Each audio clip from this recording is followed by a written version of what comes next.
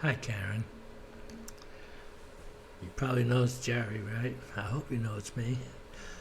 Um, it's been a long time since I've spoken to you. Believe it or not, I've been trying to call you to talk to you. To hopefully, you know, reconnect. Uh, and I think we have a lot to discuss, you know, especially with mom's death. A lot of things happened um, that I don't think you know my side of the story. Um, and and I would like it to tell you my side of the story. Uh, First of all, I'm not your enemy. In fact, I think out of everyone in the family, I think I'm probably closest to you than anybody else because we both have the same belief system. We both believe in the same things, and we're both devoted to our God.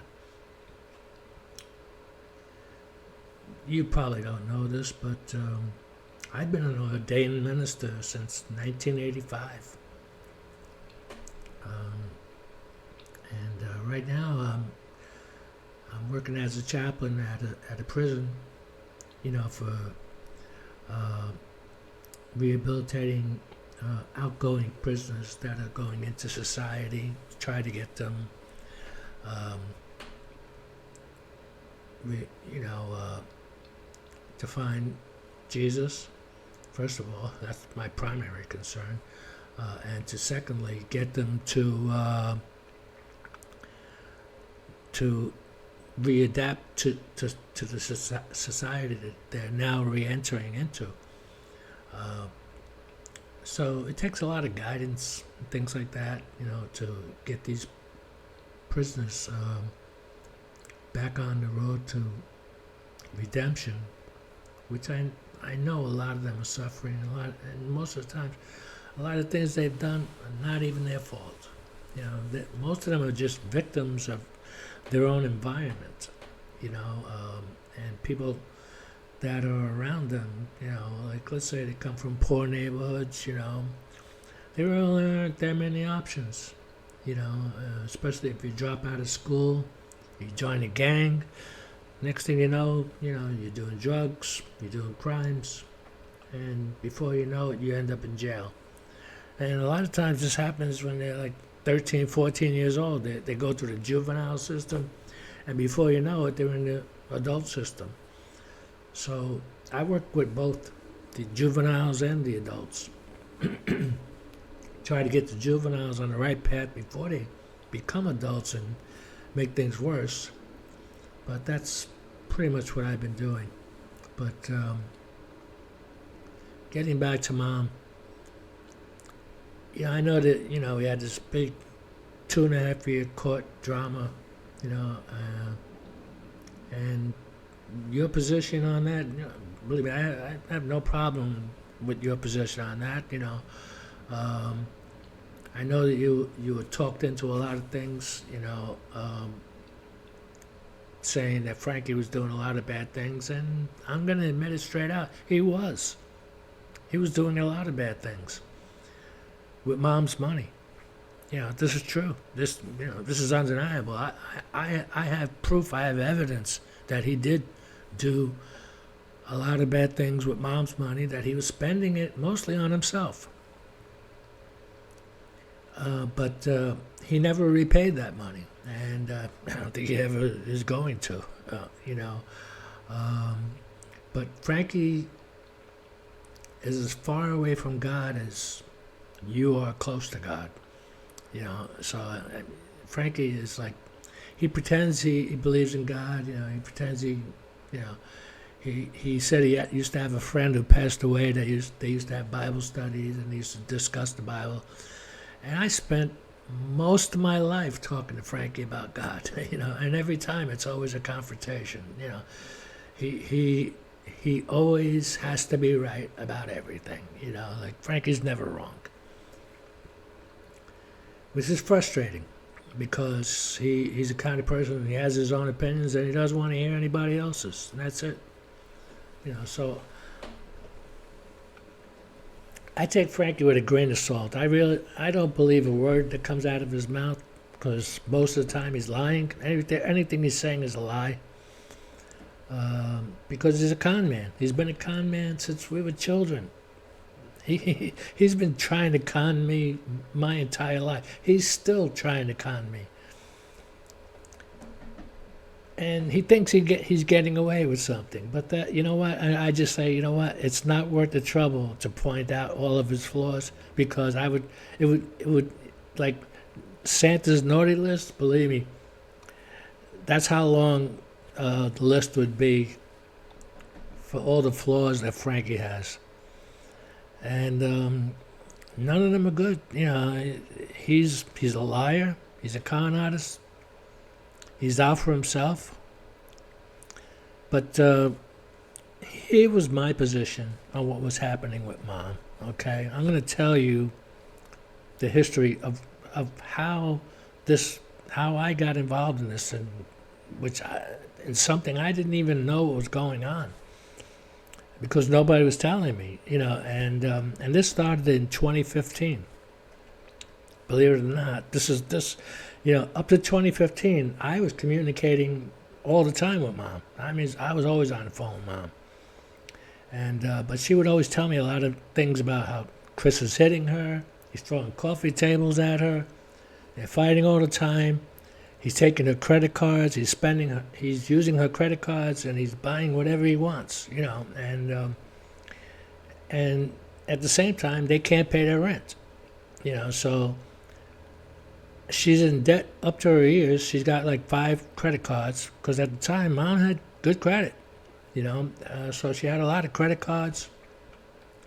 And from what I understand, in 2009. She signed over half the house. We're talking about $1 million house now. She paid $5,000 for it back in 1975 or 76. She paid $5,000 for this house. It's now worth $1 million. So Chris gets into trouble. He embezzles a company he's working for, because he's the head of payroll. And I know he's in cahoots with Gail doing this, and they're laundering money. He's writing false checks to people, and somehow Gail is cashing these checks. I know Gail is in on it, but she was never indicted or anything like that, because Chris never gave her up. Because Gail was always Chris's savior. Gail always bailed out Chris for whatever was going on with him. He needed money, he could always go to Gail. She'll lend him money, but always at an interest rate, just because she doesn't give Chris anything for free. Okay, everything that she gets from Chris, she gives to Chris, he has to pay for. So she would pay for his car insurance, things like that, bills that he couldn't afford to pay. She would pay it, but she would tell him, listen, I'm charging you interest, and penalties and payments. You owe me, So Chris was getting into debt way over his head. So while he's working for this payroll company, I think it was with a sporting goods company. I forget what the name of the company he was working for, but he was head of payroll. So he's writing checks out of the payroll department and paying invoices, which are false invoices, to vendors, false vendors, and he's embezzling the company. So ultimately, he embezzled them out of over $300,000. I don't know if you know this. I'm pretty sure he's not going to volunteer the information. But anyway, I know you probably know he probably had to go to court for this. And he got charged with a felony. I'm pretty sure he told everybody he got hit with a felony, and he's looking to try to get this felony sealed so it doesn't affect him. But it's impossible. You committed, fraud. I mean, with $300,000 fraud against this company. and they wanted their money back. So the only way they get their money back, Mom had to take out a mortgage on the house for $500,000 because this also had to pay for his lawyers and pay back and to repay the $300,000 that he stole. So this $1 million house is valued at $1 million. She had no lien on it. Now all of a sudden, she has to take out a $500,000 mortgage on this house. I mean, the house was a wreck. I mean, she never took good care of it, but it didn't matter. It was still worth $1 million. She was getting offers coming out of the wazoo. People were trying to buy that house from her. Even though it was a wreck, they didn't care. They just wanted the property, So now she owes $500,000 on the house, and the interest and penalties start growing, and next thing you know, it's up to $700,000. But when she did this, when she took the $500,000 mortgage in 2009 to settle Chris's debt, she did this for him. She was always bailing him out. I mean, with all the criminal things he's doing, he's beating her up, he's abusing her like crazy, but Mom loves Chris. They're like a married couple. They can't live without each other. They can't stand each other, but they're the only two that have each other, because Frankie doesn't want to help Mom. I offered to help Mom 1,000 times. I told her, please, come to Georgia, Mom. Come stay with me. I'll take care of you.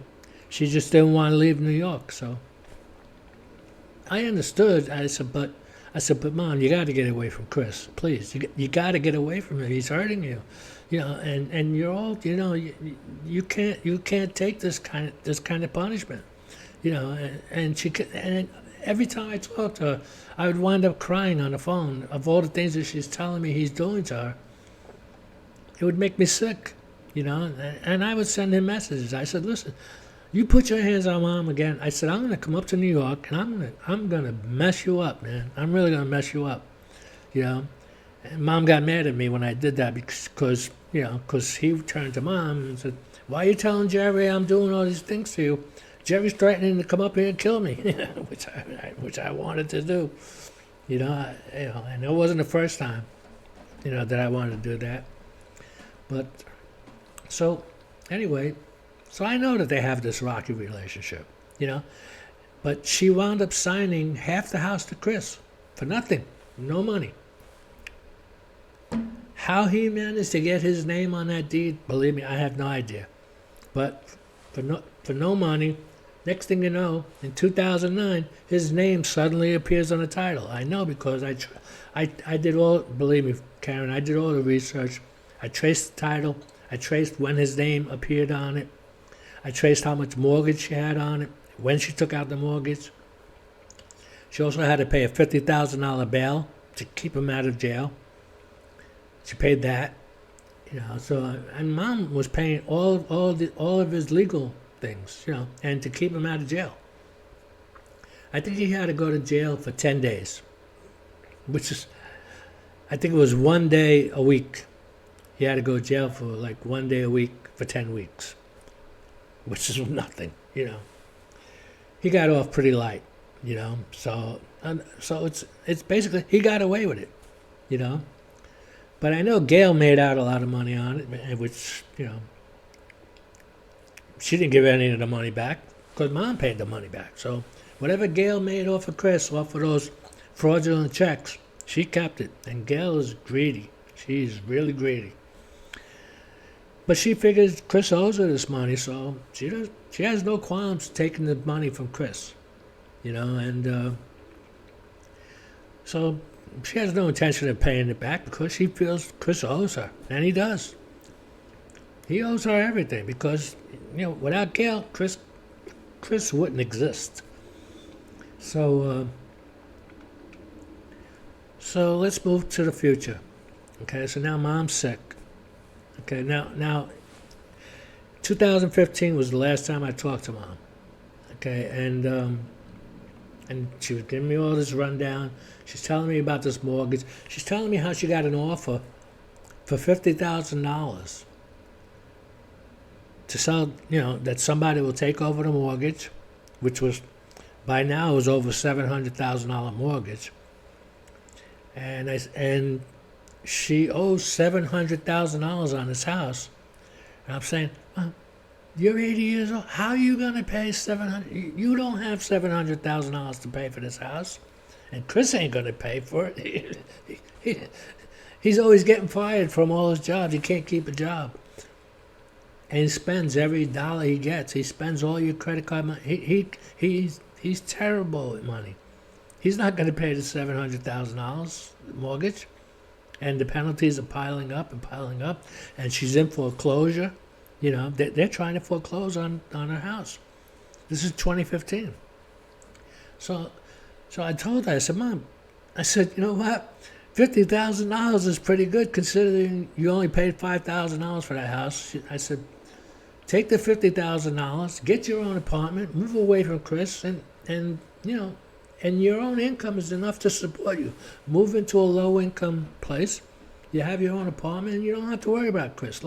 He's a grown man. Let him start worrying about himself. Let him take care of himself. Why do you got to keep taking care of this guy who's basically raping you of all your finances? He's stealing everything from you. He stole half your house. He put you in a $700,000 debt because of his crime. And now you're still trying to protect him. So in 2015, this is something I didn't know, okay, which I was later told what happened. Gail decides to come up to New York, and what Gail's plan was to try to get Mom to move to Florida to live with her. And there's a reason why. Because Gail wants to become Mom's guardian so that Gail could get Mom's income. Gail would be in charge of Mom's income. That's all Gail wanted.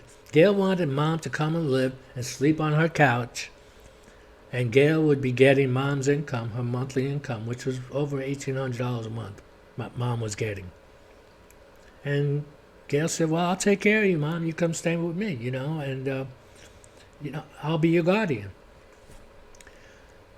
So, Mom's saying, no, I don't want to leave New York. I want to stay in New York. I want to stay here. This is where all she doesn't have any more friends, but she's saying this is where I'm comfortable living. I have the store right at the block. She likes playing the numbers. I have neighbors that, these are my friends. I don't want to leave here, So Gail was getting Mom very upset, because she's saying, Mom, I'm not asking you to come with me. I'm telling you, you're coming with me. I have a plane ticket for you to come back to Florida with me. Literally, Gail, on her own, out of the blue, without warning Mom at all, no warning, she just shows up in New York at the apartment. But I'm sure she went over this with Chris, because Chris wants to get rid of Mom too. Chris doesn't want to take care of Mom. Chris never wanted to take care of Mom. He doesn't want to do anything for her. He doesn't want to go to the store for her, get milk, bread, cigarettes, nothing. He would do nothing for her unless there was something in it for him. He would say, well, I'll go to the store, but you got to let me have $100 or $200 so I can go out and party with my friends Friday night, whatever. But anytime he had to go to the store for Mom, it was always he had to get something out of it. Or I'm buying something. I'm going to buy this off your credit card. So her credit cards are really getting maxed out, But so I know that Chris had to know Gail was coming, because Gail and Chris, they're like two peas in a pod. All the crimes that they commit together, all the scheming they do together. Okay, they're like two peas in a pod. They're constantly scheming on how they can get Mom to control Mom. That's what they want to do. They want to control Mom and get her money. And they want to get the house at the same time, because Chris's name is on the house. So there's a plot here where they want to sell Mom's house from underneath her, make her sign papers, and they want to get whatever profit they can get and stick it in their pocket, So now, if there's a $700,000 mortgage on it, and if the house is worth $1 million, to them, they're thinking they're going to get $300,000 if they can get rid of this house, which they probably could have. So Gail, her intention was to get mom to sign a power of attorney, make Gail her guardian. That was her intention. But mom's saying, I don't want to go. I don't want to do this. So this is when I lost contact with mom, because I don't know what happened.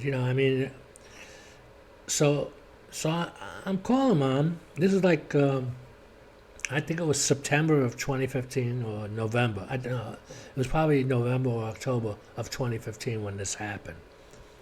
So Gail got mom so upset, and mom's in her pajamas. Gail got mom so upset, mom starts freaking out. Now Gail is so slick. She's getting all this on video. She's videoing mom freaking out. And mom's going crazy. She's screaming. She's cursing. She said, no, I'm not leaving. I'm not leaving. This is my house. I'm not leaving. So mom is really freaking out. Gail's trying to force her to go to Florida. And mom's saying, no, I don't want to go to Florida. So then what Gail winds up doing, Gail called the police on mom that night. And then she showed the video to the police saying, look, she's going crazy. Because Gail wants to be mom's guardian. So Gail wants everybody to think that mom's going crazy. But Gail's making her go crazy. She's forcing her to leave her house. She don't want to leave. She's wearing her pajamas.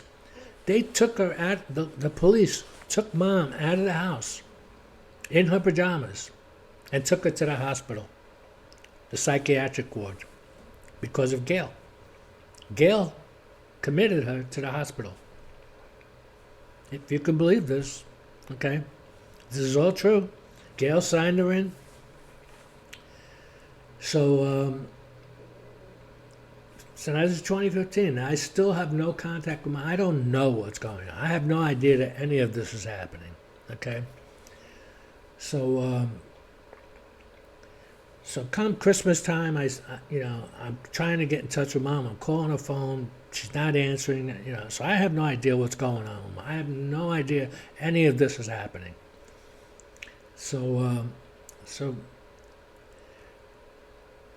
Finally I get a text message around Christmas, 2015. And it said, "Merry Christmas, I love you, Mom." But Mom didn't send the message. It wasn't Mom that sent the message. It was Frankie. Now I didn't know this at the time, but I get the text message. I'm saying, well, okay, good. I'm glad she's okay, because I'm trying to get in touch with her. I'm saying, why can't I talk to my mother? I can't reach her on her phone. I mean, she would answer every time I called. So again, I still don't know what's going on. So when Frankie found out that Mom was in the hospital, I don't know how he found it out. I don't know who told him. Somebody told him. Maybe Doreen told him. I don't know who told him.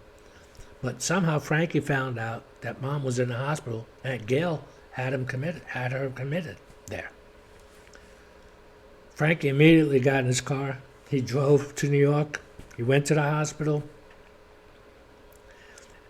And he said, no, my mother's not crazy. There's nothing wrong with her. She might be upset, and the doctors are telling her, well, we saw a video, like she was going crazy, And they said, well, who made the video? And they said, your sister, Gail, So he's starting to figure out what's going on here. So he's getting the details little by little. Now, at the time, Frank is still talking with Doreen, So Doreen's kind of giving Frankie the information of what's going on. So now Frankie's very upset, and I would be too if I knew that they did this to Mom. So Frankie's got a dilemma, like he knows that Gail's trying to get her, force her down to Florida, And Frank is saying, no, that's not going to happen because I know what Gail wants. Gail wants to be her guardian because Gail wants to take over her money and she wants to take over the house as well with Chris. They're doing this together. So Frank is saying, no, I'm not allowing this to happen. So Frankie stays until, the doctors are done examining her and they determine that, no, she's not crazy. She's just upset, and she's dehydrated. I mean, so Frankie presented the form. Now, I looked at the forms and I saw what the doctors wrote. Later, I'm finding this out in 2017. But I'm looking at the doctor forms, when she was admitted, when she was removed, the doctor's statements, what they wrote. I'm looking at all of this information. I'm saying, and Mom was in very bad health at the time. She was extremely dehydrated. She wasn't being taken care of. Chris wasn't feeding Mom. She wasn't eating. She wasn't even drinking tea. Because he wouldn't go to the store and get things for her. And Mom's legs were hurting her. She couldn't walk. So now Frankie comes up with the idea. This is Frankie. Now Frankie comes up with this idea. Listen, Mom can't stay with Chris, obviously. Chris doesn't want her there. Gail's trying to get her to go to Florida. She doesn't want to go to Florida. Everybody knows that she didn't want to leave Brooklyn. Everybody, we all knew that, But Gail's scheming to get Mom to come down there so that Gail could be her guardian. And Frankie's saying, "No, it's not going to happen." Because I know Gail just wants her money. But Frankie wants her money too. So he's such a hypocrite.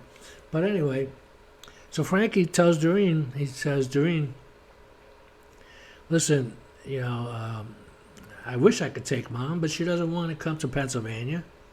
So he asked Doreen, and he's doing this by email. He's showing me the emails, and he's showing me the emails that Doreen sending them back. I'm reading the emails. This is in 2017. Frankie's showing me everything. He's showing me all the paperwork. He's showing me all the emails. He's showing me everything. Okay. And the more I'm reading, the more upset I'm getting because of what they're trying to do to Mom. So now Doreen's not in on this. Not that I was aware of. I don't think she was. But so Frankie asked Doreen, could Mom stay with you?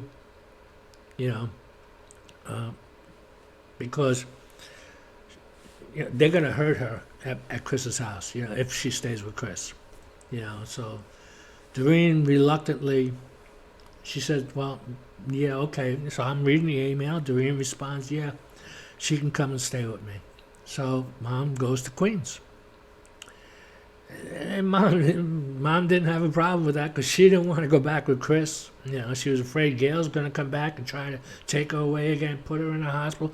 Mom's scared stiff, like they're trying to have her committed, And she's not doing anything wrong. She's not bothering anybody, She's not doing nothing.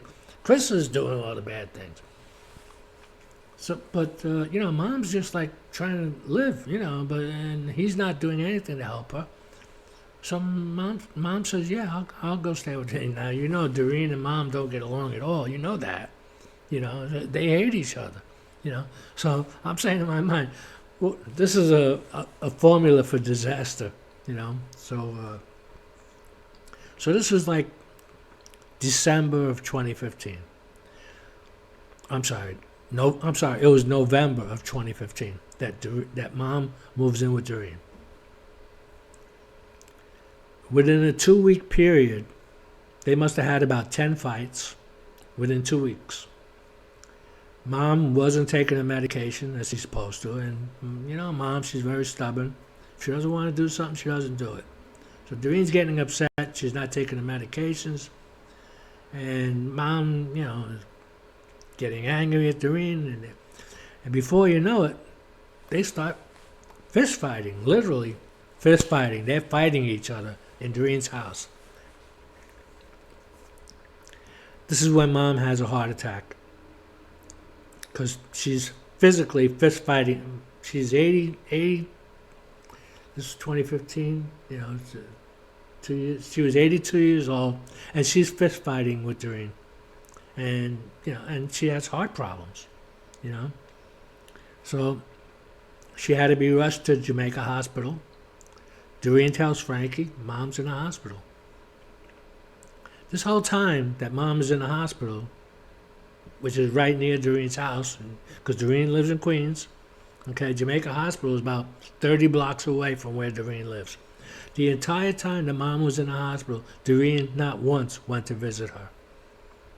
Because Doreen's mad at her, because they can't get along. But is this a news flash? I mean, is this news? They couldn't get along since Doreen was 10 years old.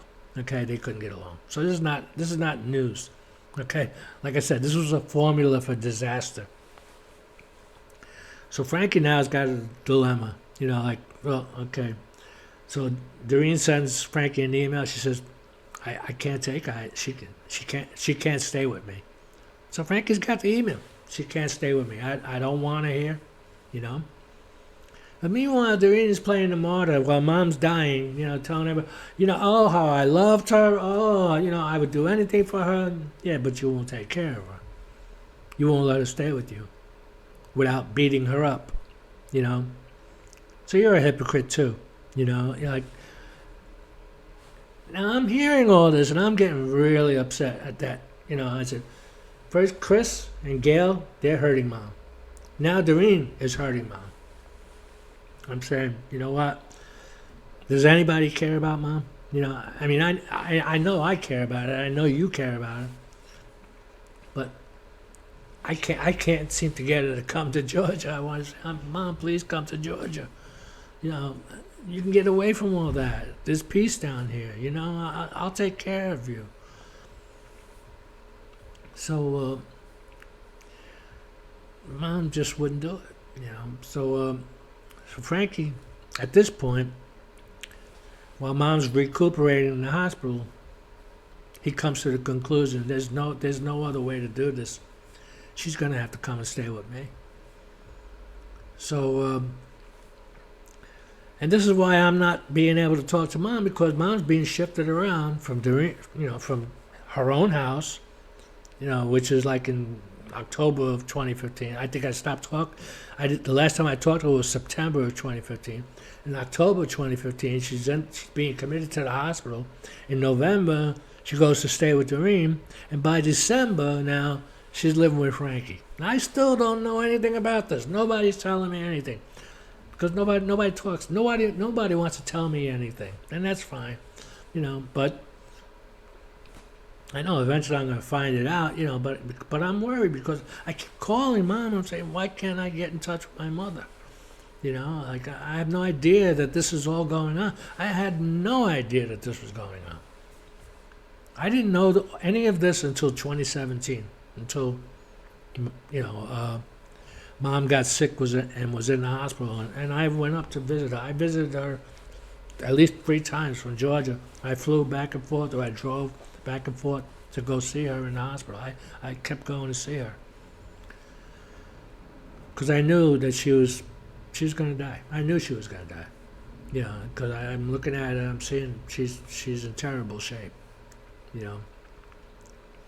So in January 2017, I invited Frankie to come to Georgia to stay with me, and that's when Mom wound up going into the hospital. I think Frankie planned that very well, by the way. So I invited Frankie to come stay with me, because here's how I found out that Mom is staying with Frankie. Jennifer got married in September of 2016. Okay. So now this is almost a whole year. I'm not talking to my mother. I have no idea where she is. I have no idea what's going on, but I feel like maybe Mom's mad at me for something.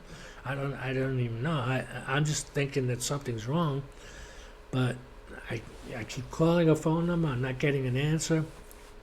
I didn't know it, but Frankie had confiscated her phone and put it in the closet. So her phone wasn't even turned on. So she's not getting my calls. She's not getting my text messages. She's not getting anything. This is December of 2015. So I received that text message saying Merry Christmas. I'm okay. And it says I'm with your brother. So I said, oh, okay, that's good. You're spending Christmas with Frankie. That was the last message I received in December of 2015 from her. I'm with your brother. But it doesn't say I'm staying with your brother. It just says I'm with your brother. So I figured she was spending Christmas with Frankie. That was the last I heard from Mom in 2015. Until I went to see her in 2017, when she's in the hospital. So now she's in the hospital. I invited Frankie to come and visit me in January 2017 after meeting him at Jennifer's wedding, which was September of 2016. This is when I found out where Mom was, because Frankie told me she's staying with me. I said, she's staying with you? I said, really? I was like, are you kidding? Is this for real? Because I'm saying, there's no way Mom's going to stay with you. She hates you. She can't stand you, because you won't help her. You won't do anything to give her money to help her out. So I know Mom can't stand being with Frankie, but with all that's going on with Mom, she can't stay with Chris. She can't stay with Doreen. Doreen's beating her up. The only place left for her, which is local, is Frankie, and that's Pennsylvania. So Frankie tells me at the wedding, says, Mom's staying with me. I freaked out. I said, Mom's staying with you? I said, I can't believe this. I said, I've been worried sick over where is Mom and why can't I get in touch with her? It's driving me crazy. I'm saying, where is my mother? And I have no idea that any of these things were going on. The fights with Doreen, the fights with Gail and Chris, her being committed to that. I had no idea any of this was happening, So Frankie starts telling me little bits and pieces about what happened and how she ended up wound up living with him. So I'm saying, this is September, so how is she? And he says, she's okay. I said, she likes staying with you? He says, so far? He said, yeah. He says, we actually get along pretty good. I said, what about Nina? Does she mind her being there? She said, no, Nina helps out a lot, They talk, And so this is when I reconnected with Frankie. It was at Jennifer's wedding. Because before that, I really didn't want to even talk to Frankie. Because I was so sick of his antics, because again, I've been preaching to Frankie for years. I mean, I've been preaching to Frankie since I was 21 years old, trying to get him on the right side. I just can't do it. But but I never stopped preaching to Frankie. I mean, every time I talked to Frankie, I preached to him, And he could listen. He really could listen for hours. We could talk for 5-10 hours straight about God, And but it just goes right over his head. He just can't get it, He has more questions than he has answers, and he wants to. I know in his heart he wants to do well, but in his head he's just incapable of doing it because he's a schemer. He's a con artist. That's what he does best. What Frankie does best is rob other people, and he only takes care of himself. That's Frankie's greatest flaw. He cares about himself only. That's it, period. Nobody else. He doesn't care about his wife, doesn't care about his kids. He cares about Nicole and Nick, her kids, and he tries to look like the great grandfather. I'm a good grandfather. No, Frankie, you're a piece of shit. Plain English. You're just a lying piece of shit. But he's always been a lying piece of shit. This is not like that. Not news. That's always been Frankie. Me, I've always been honest. I accept my flaws. I know when I do something wrong, I accept responsibility for what I do. I don't try to run away and say, oh no, it's this person's fault. This person made me do that. No, if I did something wrong, I did something wrong, and I'll take responsibility for it. I always have, and I always will, and I suffered the consequences of whatever it is I've done. I paid the price for it. So I don't owe anybody anything, especially Frankie. The last of all, Frankie. I don't owe him nothing. He owes me his life because at the time when I was talking to him in January 2017, he was broke. He was driving Uber. He was driving Uber cars.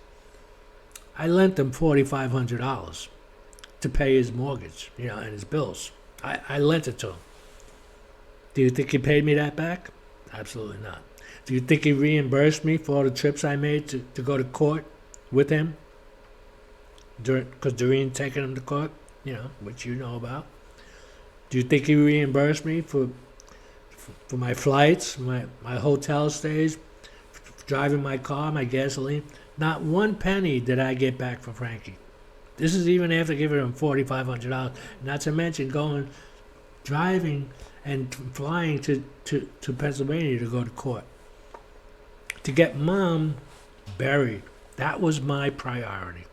That was the reason why I was involved in this. Okay? My only concern was, number one, was getting Mom out of a freezer. She was in a freezer because Doreen objected to Mom being removed from the freezer without an autopsy. So that's how this whole thing started. This whole court thing. Doreen was accusing Frankie of killing Mom. Mom was in a hospital. Frankie was visiting her every day. Okay? And I know because I looked at the logbooks. And for the 3 times that I drove up there or flew up there, I looked at the logbooks and I seen how many times Frankie was there. He was there every day. Okay? And if you wanted to kill Mom, believe me, all you had to do was push her down the stairs in the house. She would have been dead. Frankie had no motive to want to kill Mom. And there was no motive to kill Mom because, first of all, that would have ended all the income that Mom had coming in. But he had already established that he was her power of attorney. Okay, so he's already controlling her money. There's no reason why he would want to kill her. He already has control of all of her money, and he has control of all of her insurance money, and he has control of anything that she does with the house, on her end of the house. Now, he can't represent Chris because he's a half owner of the house, but he represents Mom. So if anything's got to be done, it's got to be done through Frankie because Frankie has the power of attorney. Mom made him her health care proxy. So he could say wherever she needs to go for health care, Frankie's in charge. For all of finances, Frankie's in charge. So Mom signed everything over to Frankie. Okay? So when Doreen brought this case to have an autopsy on Mom, I'm really pissed off. Because Mom's dead. I want to get her buried. And she's in a freezer. This is why I got involved, okay? Because I didn't want to see Mom sitting in a freezer while she's dead, and we can't bury her because Doreen started this petition against Frankie. So now I'm pissed. Now I'm really pissed. I'm saying, okay, here we go. The games are starting. Mom's dead. Now everybody's manipulating. Okay, where are we going to get the money from? Let's get our hands on Mom's estate. That's what this is all about. Everybody's trying to get their hands on Mom's estate. Everybody except me. I don't want a dime. I just want Mom to be buried in peace. That's all I want. Okay? I knew she was going to die. I knew the last time I saw her was April. She died in May. Okay? So the last time I saw her, I was crying when I walked out of that hospital in April. I think it was April 14th. It was springtime because I promised her I would come back in spring and see her again. So I saw her three times between January and April. I went back and forth to Pennsylvania 3 times to go see Mom. And that's all I cared about was Mom. And I was talking to her, and I said, well, Mom, I said, what do you want us to do? I said, if something happens to you, so she said, listen, Jerry, don't do anything fancy. Don't go, don't make a big funeral. He said, listen, I would rather just be cremated, just don't spend any money, She says, now I have insurance, but I knew she told me years ago she had insurance. She said, I have a $10,000 policy, she said, but I don't want you to waste it on a funeral. She says, don't do that. So tell that to Frankie. We're talking, me and Mom. We're by ourselves. So I know what she wants, and I told Frankie what she wants. I said, she just wants to be cremated. So we already knew, and this is what I testified to in court. I said, my mother told me she wanted to be cremated. That was my testimony. I said, now, because Doreen pulled all these shenanigans, believe it or not, Doreen was the beneficiary of the $10,000 insurance policy. But Frankie, because he had the power of attorney, and Doreen's bringing this lawsuit against him and suing him for over $60,000 she's trying to get from Frankie. So Frankie changed the beneficiary on the policy.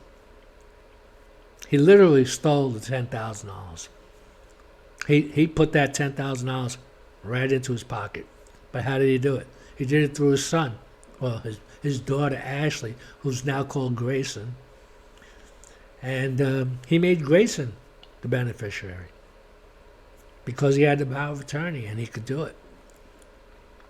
So he did. So they filed a claim with the insurance company. They saw, because Frankie did this in March, before Mom died. He did it in March of 2017. Because, he already knew that there was problems with Doreen, and Cousin Peter and everybody. They're all trying to go see Mom. But Frankie doesn't want them to go see Mom because they're making Mom crazy. So Frankie's got them banned from seeing Mom because, Chris is banned, Gail is banned, Doreen is banned, Peter's banned, everybody's banned from going to see her, because all they're doing is making her crazy, So Frankie, and he has the right to do this, he's telling the hospital, they are not allowed to see my mother because all they're going to do is upset her, Mom has enough problems right now just trying to survive. She doesn't need the aggravation that they're going to come up and bring up to her. So this was why Frankie was telling them that they couldn't. And he told them, you can't come. And then, and Peter tries to break, to go into the doors. Frankie's standing right in front of him. Peter, if you don't want to get hurt, turn around and walk away. Because Peter drove up with Doreen. Because they were using Peter's car to drive back and forth. So, Gail's in the car, Doreen's in the car, Peter's in the car, I think Chris was in the car. And they all wanted to see Mom. Frankie wouldn't let them. Frankie's right there at the hospital. So it's telling you, he's there at the hospital. He's like anticipating them coming. Sure enough, they came. But they came several times. So now this is in March. Okay? This is when Gail kidnapped Mom out of the hospital. Gail and Chris. I know you may not believe this, but this is the truth. They literally, at 10:30 at night, Gail walks in and says, Frankie's at home, because Frankie doesn't know, because usually at 10:30 it's the skeleton crew. So Frankie, by 9 o'clock or 8 o'clock, Frankie usually goes home. But he spent, whatever time he had available, he would spend it.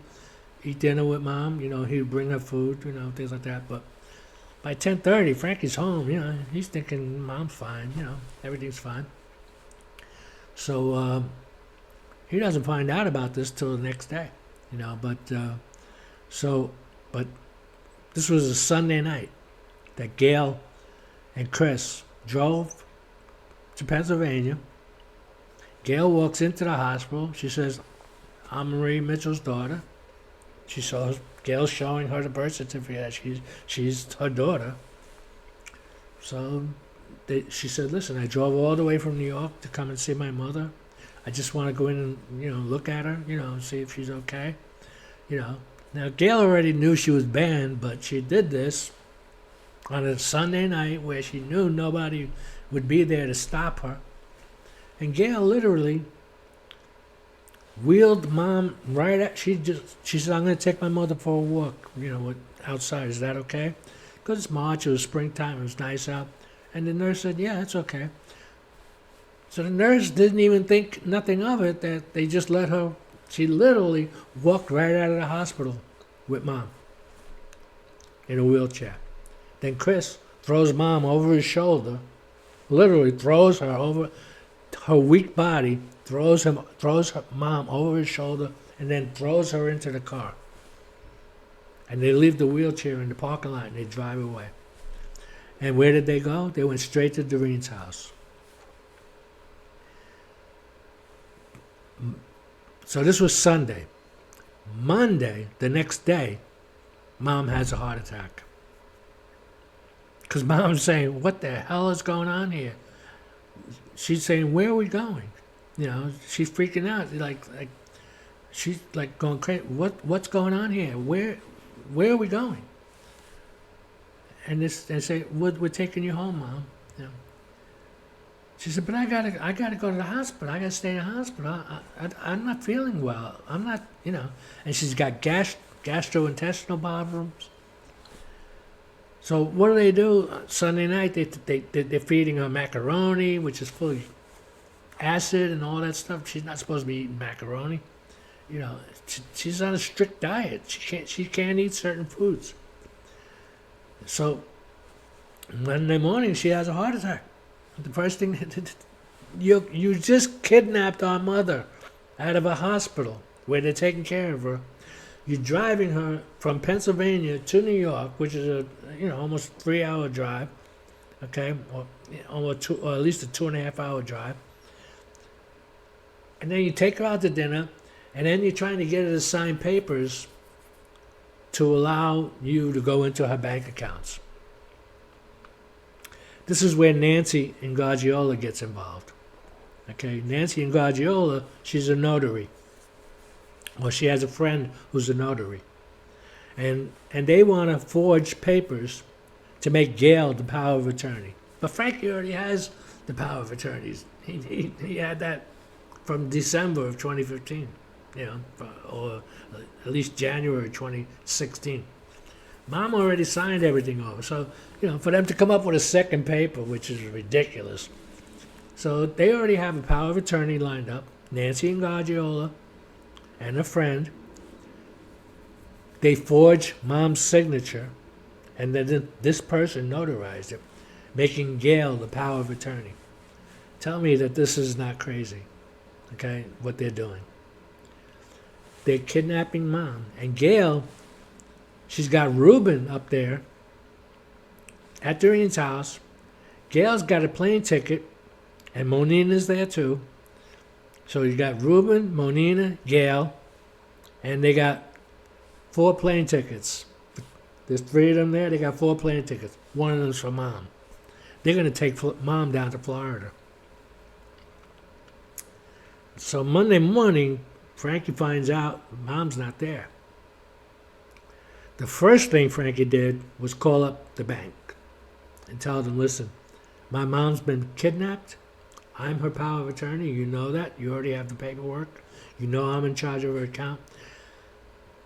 He said, I want to freeze on all my mom's accounts. Okay? Because he knew the first thing that they're going to do is go after her money. Okay? He knew it. And that's exactly. So Monday morning, they're taking Mom to the bank. So they take Mom to the Bank of America. This is, I don't know if Doreen was there, but I know definitely Gail and Chris are there. And they take Mom to the Bank of America. Bank of America says, I'm sorry, the account has been frozen by the power of attorney. They said, who's the, well, she said, I'm the power of attorney. She says, no, you're not. Frank Mitchell is the power of attorney. We already have his documents from over a year ago. Okay, we know he's the power of attorney. They rejected whatever paperwork they were trying to present to the bank saying, I'm the power of attorney. You have to let me get access to the account. The bank refused. They said, no. We already got a phone call from the power of attorney saying to freeze the account, and it's frozen. So Frankie froze, so Frankie did the right thing there. They were going to empty out her bank accounts, okay, before they went to Florida. Now Ruben, he's like, he has no idea what the hell's going on here. So Frankie, now mom has a heart attack, and then they have to take her to the hospital. So Frankie shows up at the hospital, okay? And the first thing that Frankie does, he wants to go see mom. Frank says, well, she's gone. And then he found out from the nurse that, well, your sister Gail was here. So he knew right away what happened. They kidnapped mom. They took her. And the nurse said she said she wanted to take her out for a stroll outside to get some air. And next thing we know, we find a wheelchair outside, and she's gone. The nerve of what they're doing while mom is sick, while you're doing this to mom. Okay? You can't imagine how this is turning my stomach just even talking about it. That they were so insane to do these things to mom. And they're all screaming how much they love mom. You love mom? But you're trying to kill her. You're killing her. Okay? Because the next morning, after you go to the bank, she's having a heart attack. Because mom knows what's going on. Mom knows you're trying to get access to my bank accounts. You're bringing me to a bank. You're taking me to all these banks. Mom's not stupid. She knows she's not. She might be a little, demented, but she's not stupid. So she knows what's going on. So mom is like freaking out. She has a heart attack. So she's back in Jamaica Hospital. So Frankie goes to Jamaica Hospital, and the moment he walks in there, Gail starts screaming, "Oh, he's a rapist! He raped me!" She's yelling and screaming, and Frankie's trying to ignore Gail. He just wants to go in to see where mom is in her room. On his way into her room, Doreen goes up to Frankie and bites him on the arm. You can't go in there. She's biting. Doreen got sued for this. Frankie sued her because she assaulted him.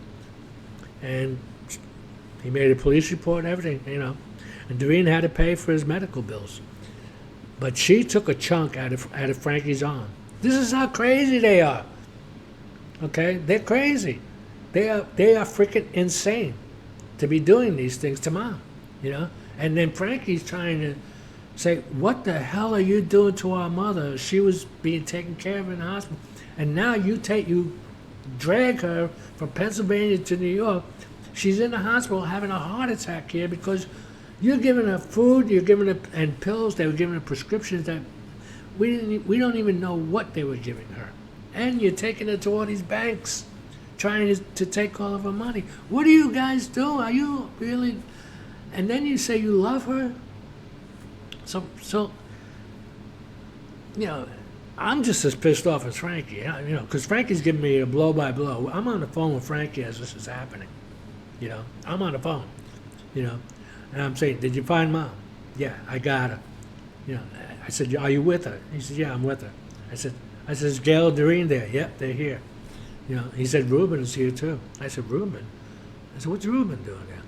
So, and then I figured it out, Now I had saw a previous Facebook message from Nancy to Doreen saying that she already has the Notary Public already signed up, already ready, waiting, So Nancy and Guardiola was well involved in this, and so was Peter, because Peter's is the one that's driving them all around. So Nancy and Peter, they're well aware of what's going on here. That's why Peter went crazy on Facebook, writing all these things about Frankie and me, saying, like we're bad. What I'm saying, Peter, when I said, when your mom died, I said, no, well, she died later, but I said, can we at least get my mom buried first before you start bad mouthing everybody? I said, and what business is this of yours? Because Peter's screaming about the $10,000 life insurance policy that Doreen didn't get the money from. What were you going to do with that money, Doreen? Were you going to give it to each 6 children or 7 children? Were you going to split it up? Or were you going to use it to bury mom? The mom that you had thrown into the hospital because you just got through beating her up. The mom who you didn't want. In the email said, I don't want to ever see her again. In the email, she can't stay with me. That mom, is that the one that you're going to take care of all of a sudden now? When you get this $10,000 life insurance, because you wanted that life insurance bad. Doreen, again, is all about money, too, just like Frankie. Okay? All they want is money. Or Gail wants his money, or Chris wants his money, or Doreen wants his money, and all Frankie wants his money. All I want is mom to be buried. That's all I want. Now, Gail is fighting all this. She's saying, no, we can't bury her yet because I want some of her ashes. Now, Frankie, finally, in June, this is like June 30th, Mom died what? May 27th? I'm sorry, May 13th. Mom died May 13th.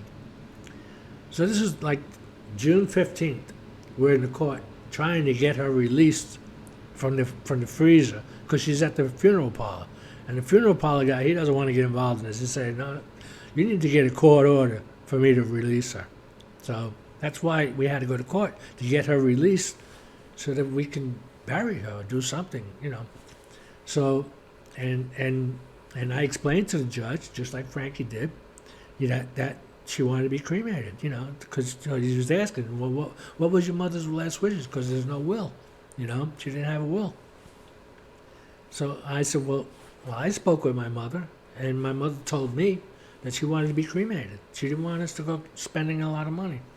And Frankie said the same thing. He said, yes, this was my mother's wishes. So that was the reason why I was there, to give that testimony, that my mother wanted to be cremated.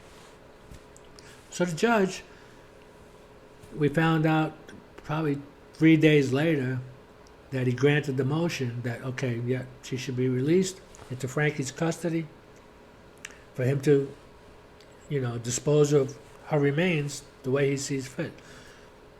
But now, then, this is where we get the second petition. Well, Gail's saying, well, all right, she's cremated, fine, because Frankie cremated her right away. As soon as he got her, I think it was like 2 days later, she was cremated. So this is like the end of June 30th. She died May 13th. So June 30th, finally, okay, I said, finally, she's no longer in the freezer. All right, she's cremated. Now we need to get her in the ground, I don't know if you realize, Mom wasn't buried until 2019. Okay, 2 years after she died, 2.5 years after she died, Mom wasn't buried. Okay.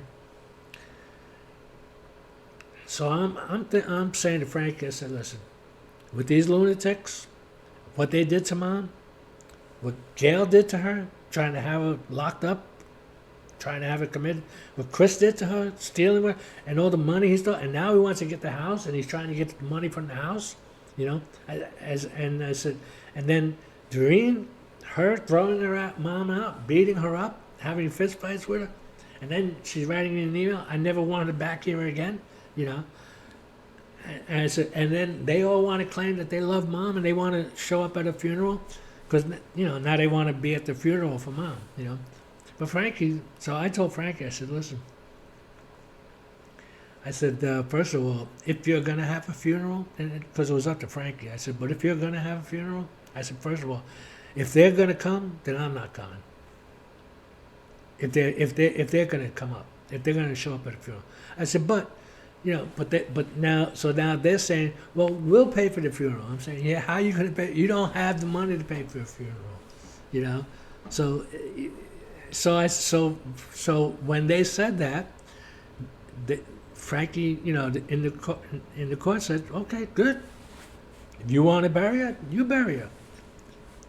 Take care of the bill, And they said, yeah, we will, but we need you to lend us the money so that we could pay for. Oh, okay. So I got to give you the money so that you could take care of the funeral, which I'm not going to be invited to, and Frankie's saying.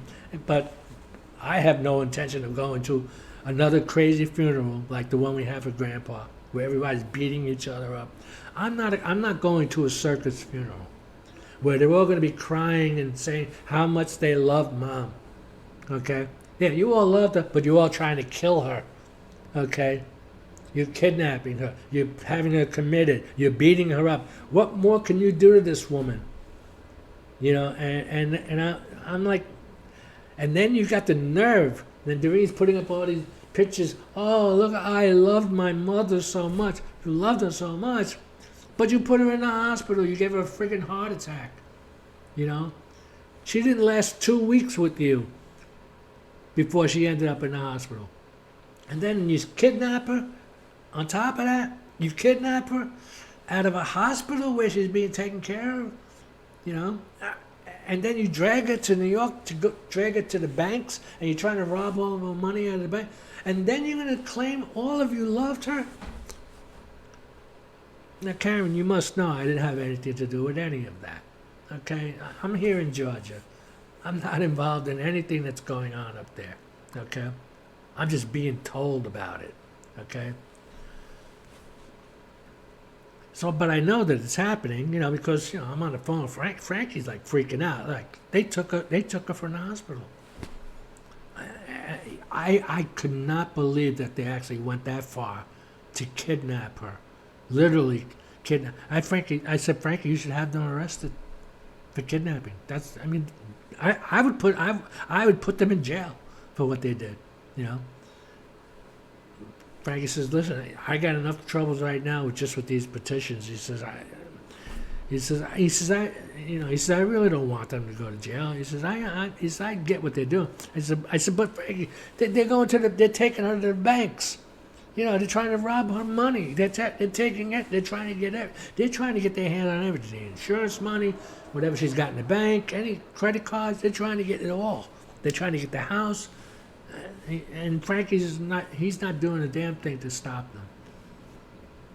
And the only thing he's worried about is being sued by Doreen for $60,000. He just doesn't want to be sued, Even though Doreen was right and Gail was right about Frankie spending Mom's money. But guess what? He's in charge of her money. He's the power. He has the legal right to do that, I'm not saying it's right. I'm against what he did. Overall, Frankie pocketed from Mom her death. There was $8,000 that was offered for the house, okay, that Chris delivered to Frankie, because this guy wanted to buy the house, he ended up he didn't buy the house, but the guy still gave them $8,000 cash, which they never returned. Chris made $100 off of that. Okay, so there's $7,900 that Frankie put in his pocket. That's $7,900 right there. Then you got the $10,000 insurance policy. So now that's $17,900 that Frankie putting in his pocket. Then in Mom's account, because her paycheck will accumulate, there was over $9,000 in her account. So that's $17,000 plus another $9,000. So you're talking $26,000 cash that Frankie put right in his pocket. Because all he spent was like $500 for the cremation. Okay. Now I'm saying to Frank, I said, well, you've got all this money. I know you got at least a $10,000 insurance policy. Not to mention the $8,000 minus $100, cash that you got, which I'm sure he spent that. At the moment he got it, I'm sure he spent it. But all this is happening while Mom was still at, Frankie's house, but, with the selling of the house with the $8,000. This is like maybe a year before, or maybe 6 months before she went into the hospital. So, but Chris, he drove all the way from New York. He drove with the $8,000 cash. And Chris says, what do I get? So Mom said to Frankie, give him $100. Mom was being nice giving him $100. She shouldn't have given him a penny. He already owns half the house. Okay? You already own half of a house that's worth $1 million. You want more? And I bailed you out of all the trouble that you were in, that you stole $300,000. And now I had to take out a $500,000 mortgage. And you want money? You want more money, so Chris was kind of insulted that he drove all the way to Pennsylvania to deliver that $8,000, and all he got was $100. But I find that kind of funny. But I'm sure he was very aggravated that he didn't get half. He was expecting to get $4,000 from that because he said, "Well, I own half the house. I should get $4,000." No, Mom said, "Give him $100." So they never sold the house, but anyway, that was $8,000. So plus the $10,000, plus the $9,000 in her account. So Frankie's got all this money. That's all going straight into his pocket. He's not once did he offer me any reimbursement for anything, or my $4,500 that I lent him to pay his mortgage and his bills. He didn't offer me a penny. Okay. And when Kevin's bracelet, which was part of Mom's possessions, I told him, I said, Frankie, I said, all I want is Kevin's bracelet. I said, and the only reason why I want it, because it says Kevin on it. I said, and that's my middle name. I'm Gerald Kevin Mitchell. I said, I want to wear that bracelet. I said, because I love my brother to death. I loved him from the moment he died. I mean, Kevin has been on my mind from the moment it happened. I remember it like it was yesterday. I adored Kevin. I didn't like Frankie much, but I adored Kevin. Kevin was always looking out for me, always watching over me.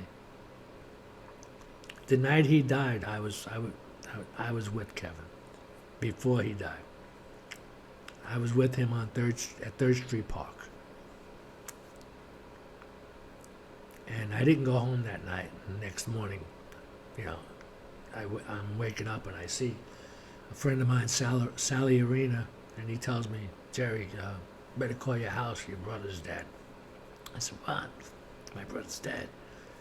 He says, yeah, call your house. I said, I see you're lying. He said, no, I'm not lying, call your house. So I called the house, Durian answered. She said, I said, Kevin, all right? She just said, come home. No one ever told me what happened to Kevin. I was never told what happened to Kevin, which really bothered me a lot, and it took almost 50 years for me to find out what really happened that night, but and I know Frankie had a lot to do with it, but Frankie didn't kill Kevin. Frankie left. Frankie was there, but he left. He left that guy Mikey there. Mikey is the guy that killed Kevin. He killed him because he was putting pills in Kevin's beer. And Kevin didn't know it. And Kevin's drinking the beer, and the pills are knocking him out. This guy Mikey wants to rob Kevin. And this is Kevin's best friend, but he's a junkie. He figures, well, this is a good opportunity to get Kevin drunk, so he's putting all these sleeping pills in Kevin's beer. Kevin's drinking and he doesn't even know that the pills are in the beer. Kevin's drinking it and he passed out, but at the same time he was injecting the sleeping pills into his body. He was injecting it, He was shooting it up. So that's what caused the overdose. He had not only because of what he was injecting, because he has no idea this guy's putting the same pills in his beer, and he's injecting himself at the same time. That's what caused the overdose. So this guy robbed Kevin. And then the next day, he's out there telling people, I'm collecting money for Kevin's funeral to buy flowers. And he's going around collecting money from everybody. He must have collected about $800, $1,000. I don't know how much he collected. But he was a criminal. He was a thief.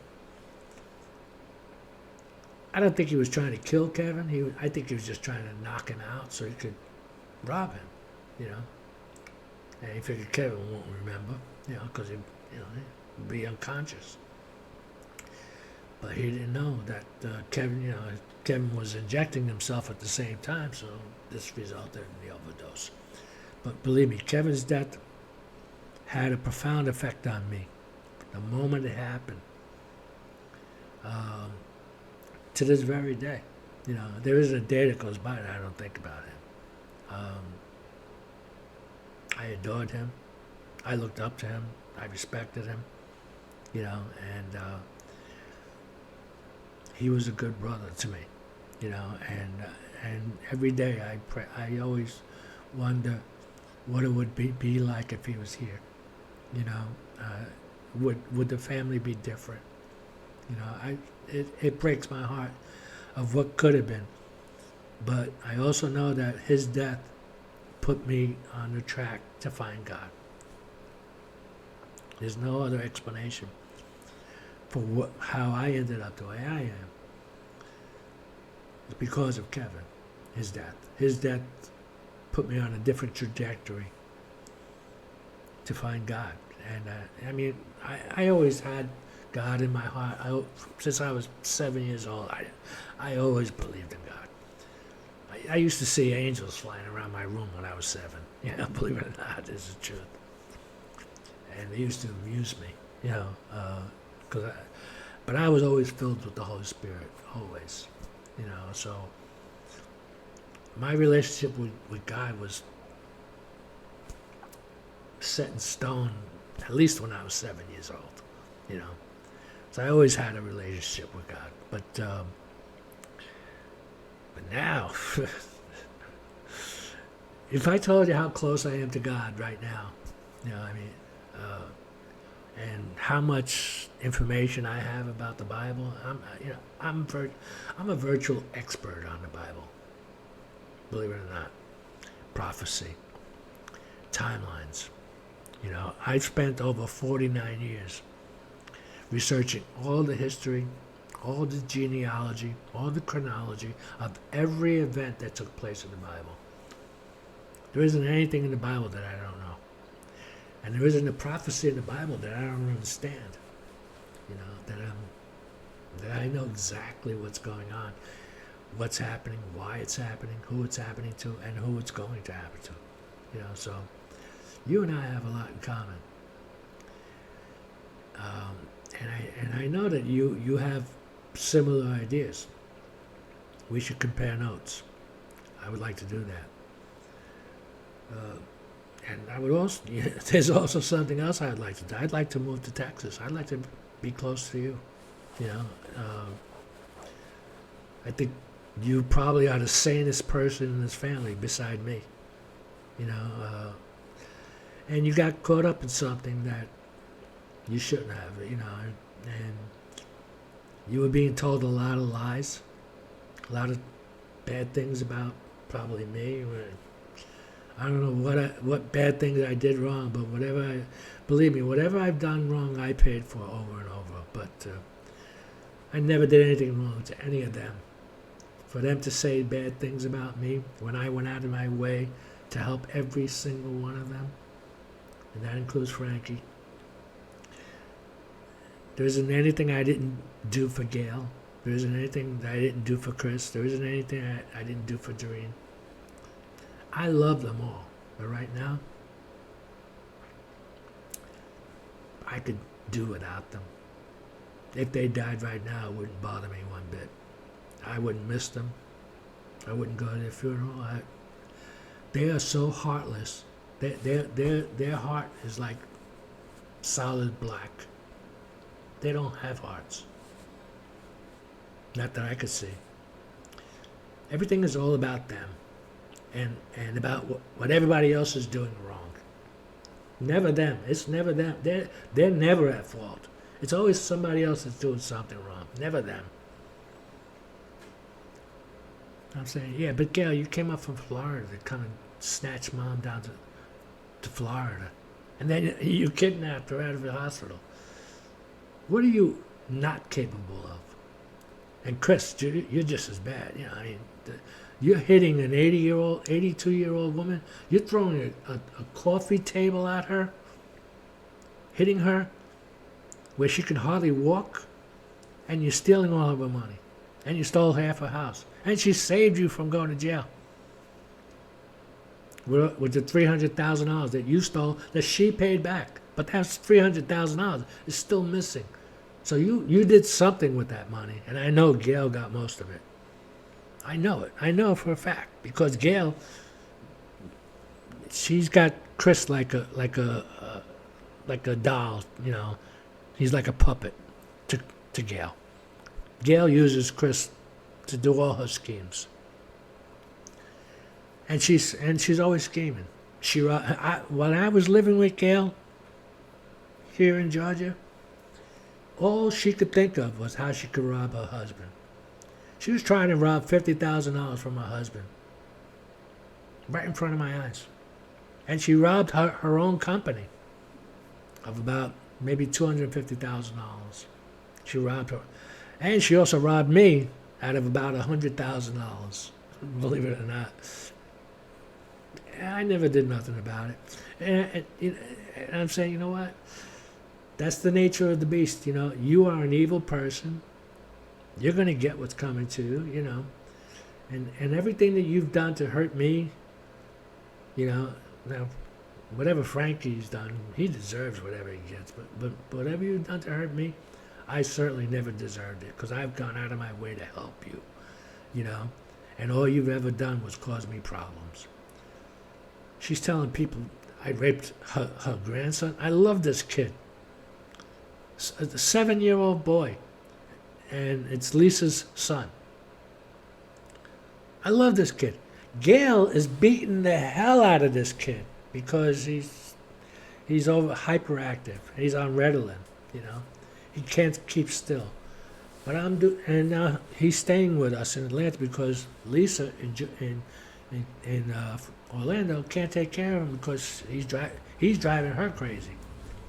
So Gail says, send him up to me, I'll take care. Yeah, you'll take care. You're beating the hell out of this little 7-year-old kid. And he has no idea why you're even hitting him, you know. And my heart was bleeding for this kid. I love this kid. He was really a good kid. All he wanted was somebody to just give him some attention. You know, just pay attention to me, you know. Hey, Jerry, look, Uncle Jerry, look. He used to call me Uncle Jerry. Look at how I do with the basketball. You know, I used to take him to the basketball court. I used to take him riding his bike. I used to take him to the park every day because Gail didn't want to do nothing with him. Gail would come home. He would say, oh, Mima, you know, she'd get away from me, don't bother me. She would just smack him just for coming up to say hello to him. She'd smack him. Go in your room and stay in your room, you know. Go play your video games. Just don't be near me. She couldn't stand this kid being near her.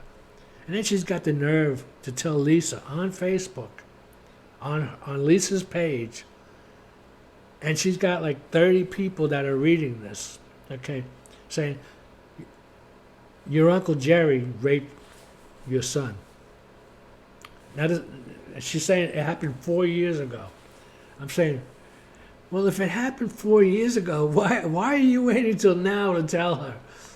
Why didn't you have me arrested, first of all, 4 years ago, when I did this major crime of molesting a 7-year-old boy, okay? Which I'm not gay, Karen. I love girls. Women, you know, believe me, I always have. Okay, and this is a little kid. I love this kid, like my own kid. I love him like my own child. Okay, and I'm saying, if this happened 4 years ago, why are you waiting to now to tell his mother? And why didn't you report me to the police when it happened? Yeah, if what I did was such a crime, you know. So I called Lisa on the phone, you know, because you know I was very close with Gail's entire family, Lisa, Monina, Modesto, you know, Ruben. I was very close with all of them, you know, and I loved them all, you know. Like I said, I did a lot for Gail, you know. So I called up Lisa. I said, Lisa, I know what Gail wrote on there, on your page, you know, and I said, I'm very sorry that she did that. I said, I just got to ask. I said, do you believe what she wrote? I mean, do you believe I did that? She said, Uncle Jerry, I already know I know Gail is insane, you know, and I don't believe a word of it. I know you love my son. And I told her, I said, I did. And I did everything to try to protect him from her. You know, because like every time she would get mad at him, I would grab him. I said, come with me, because I know she's ready to whack the hell out of you. She's gonna hurt you, you know. And she really would hurt this kid. I mean, he'd be crying so bad, and she would tell him, don't you cry. So these are little things like they were pretending what great people they are, you know, and how much they love mom, you know. And these are not great people. These are people that are vicious, evil to the core, and would do anything to get money. But Frankie's just as bad, you know. So now, after all this is over, after Frankie finally buries mom, which, by the way, he didn't even invite me to come to New York, to come to this funeral where he's going to bury the urn. He invites all of his friends. But I guess me being the son of mom, I guess I'm not entitled to an invitation. And I'm not sure if I would have went either, because of what Frankie had did, you know, because I know what Frankie did. I know what he stole. I have a list of everything that he did wrong. So I have all the official documentation to prove that he stole all this money. And I kept telling him, I said, listen, with this, I said, how much does it cost to get a tombstone for that grave? Which, by the way, since 1971, never had a tombstone. I said, how much will it cost? So he's showing me tombstones, and he's showing me the prices. I think it was like $2,500. So you've stolen over $26,000. You can't spend $2,500?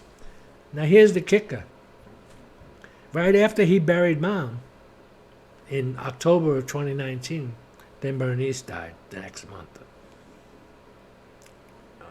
Or I think Bernice died the same month, I'm not sure. Or the end of that month. Bernice died just around the same time mom got buried. Okay, but so I'm saying, why aren't you getting the tombstone? So here's the kicker. Frankie had a court case going against some of his former colleagues that he used to work with for a company that was given to him free. He didn't have to pay anything for it, but it had no assets. But these guys, who were colleagues of his, they started doing business under this company name, which was given to Frankie, because Frankie had all the corporate papers. But Frankie didn't pay a dime for this. Okay, this was free. Didn't cost Frankie a penny. Okay, the guy just didn't want the company. He said, Frankie, the company's yours. Take it over. You know, there was no assets. There was no furniture. There was no clients. There was no money. There was nothing in the bank. It was just the corporate papers of the name of the company. That's all Frankie had. So these guys, they were also part of that company, and they started doing business under that company name. So they developed a large clientele, and they were doing a lot of business, and they were making a lot of money. So Frankie sued them, saying, you know, you're doing business under a company that belongs to me. You know, so I deserve to get paid for that. Just Frankie's slick. He's slick. I'm telling you see how he's got this thing for free? I don't know how he manipulated that, but again, I can only say he probably conned the guy out of it. He said, listen, if you don't want it, give it to me. I know he probably suggested it. But anyway, Frankie made $261,000 from this lawsuit right after Mom got buried. So now I'm saying, okay, forget about the $10,000 life insurance policy. All you need is $2,500 to buy the tombstone. I said, now you got $250,000. You telling me you still can't afford a tombstone for that grave? You cheap son of a bitch. Excuse my French, but I gotta say it. You cheap son of a bitch. You won't even spend the $2,500 because he's sending me the pictures of the tombstones he's picking out. It says Mitchell, it says Kevin, it says Marie. It's giving the dates of death in there. He's showing me what it would look like. I got the pictures. And he's telling me what the cost is.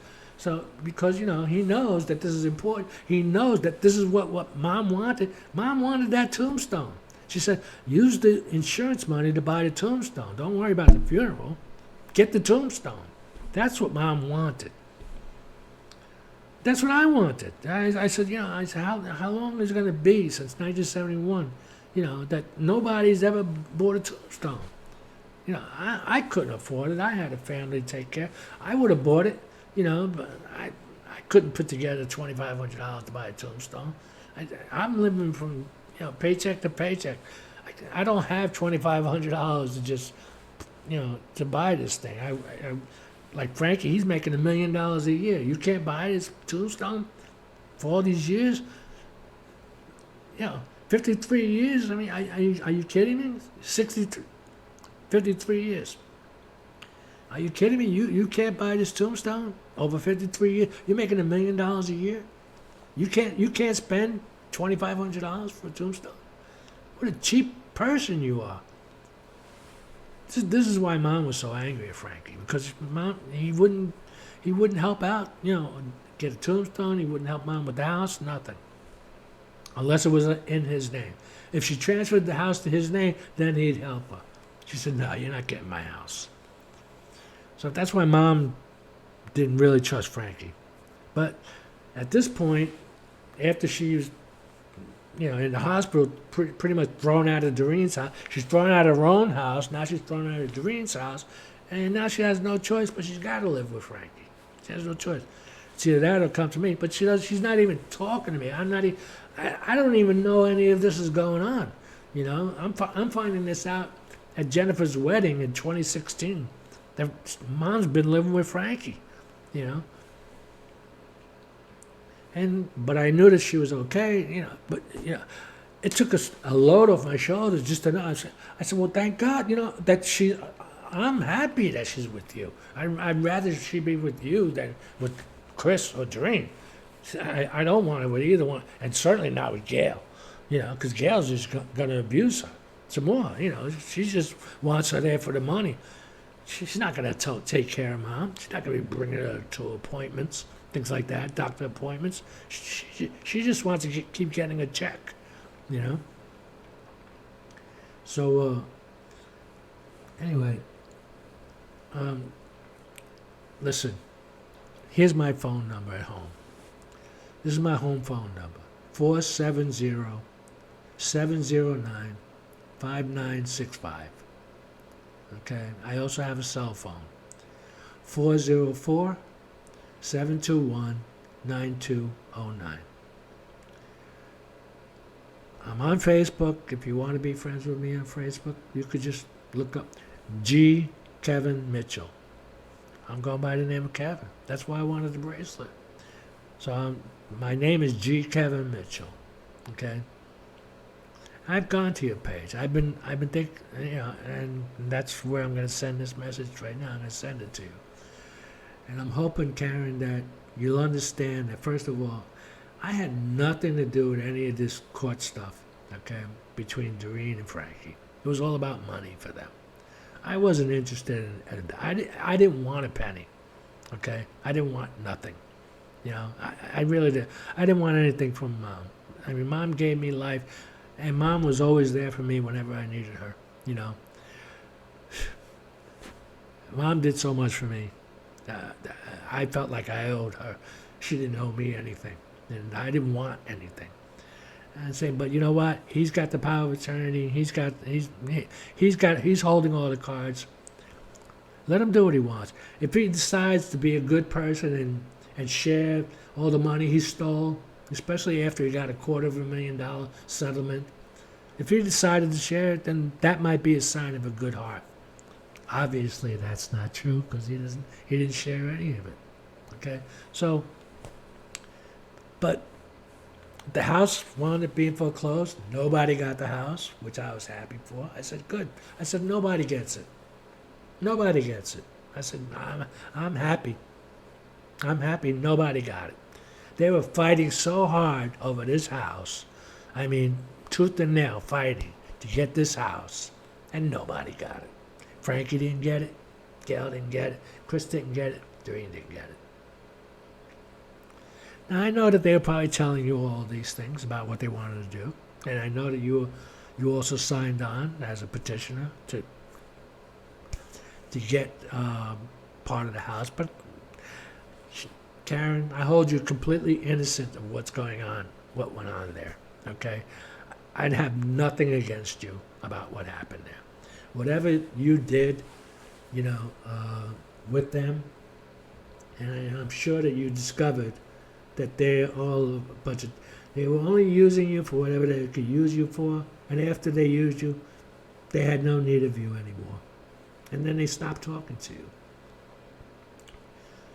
Because, you know, I was monitoring your page, by the way, that whole time, under a different name, which I'm not going to tell you what it was. Okay, but I became friends with you. Okay, and we were actually talking, and you didn't know it. Okay, but so I was well aware of what was going on between you and them. I'm watching messages between you and them, and I kept noticing how you would write happy birthday, things like that to everybody, and they wouldn't write nothing back to you, which meant they were done with you. They didn't need you anymore. Okay? I felt really bad about how they used you, you know, for their own purposes. They didn't care about you. They just wanted you to be an extra body to go against Frankie. That's all they wanted you for. Okay? Me, I wasn't on anybody's side. The only thing I wanted was Mom to be buried. That's all I wanted. And it took 2.5 years for that to happen. And I wasn't even there when she was buried. I should have been there. I could have read over her tomb and Kevin's tomb at the same time, say prayers for them. I could have done a funeral myself. I'm an ordained minister. I mean, I do funerals, I do weddings, baptisms, you know, you name it. You know, so I could have done it myself. You know, instead he hired some priest or something like that. I don't know who. I have no idea what he did, but I know he invited all of his Brooklyn friends. They were all there, and then they had a big dinner after that. You know, but I wasn't invited. So what does that tell you? What does that tell you? I wasn't invited to my own mother's funeral, okay? Which would have never happened if I didn't help Frankie through that court case to get Mom released out of that freezer, you know, to get Mom buried because, and this was the final hearing, because Gail was fighting so hard to get some of the ashes. I said, what are you going to do with these ashes? I'm talking to the judge, and I'm saying to the judge, Your Honor, what is she going to do with those ashes? I'm going to tell you what she's going to do with them. She wants to take a spoonful of ashes out of the urn, and she wants to put them in a little necklace and wear them around her neck like a martyr. Like, this is my mom, I'm wearing a piece of my mom around my neck. She used to do this for her chihuahuas, her dogs, okay? She would cremate them and then put them in little crystal vials, clear glass crystal vials and make a necklace out of it and wear it. And she would wear them for good luck for when she goes and plays bingo. That's what you wanted Mom's ashes for. I said, you want to desecrate our mom's ashes just so that you can have a necklace to wear around your head, your neck for good luck? You want to desecrate her? And I'm saying this in front of the judge. I'm saying, Your Honor, that's despicable. I said, she did this for her dogs. She's going to treat my mother the way she treated her dogs? That she would wear around her neck as as a remembrance of her chihuahuas that died? I said, if that's the reason why you want these ashes, and that was the reason, I said, ask her, Your Honor, what's the reason? What purpose could you possibly have for wanting the ashes of my mother? Or at least she wants to take a spoonful out of the urn. I say, for what purpose? Except she wants to wear them. I said that's insanity. You want to wear my mother's ashes around your neck? Are you insane?